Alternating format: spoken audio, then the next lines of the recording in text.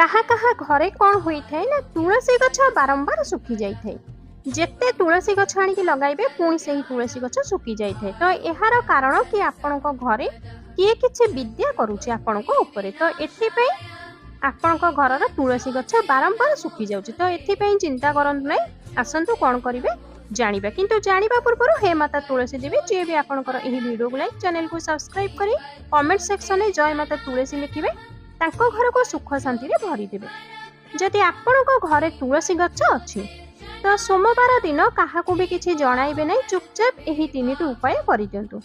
जदि कोनोसे भी खराब शक्ति बा नजर दोष जेते भी मारात्मक होइथाउ किंतु से आपणकर किछि भी क्षति करि परिबो नाही। आपण सबुबळे खराब नजर सुरक्षित रहिबे एवं आपणको घरे सुख समृद्धि निरंतर बनी रहिबो। तो प्रथम उपाय सकाळु स्नान सारी तुलसी माता सामने ठिया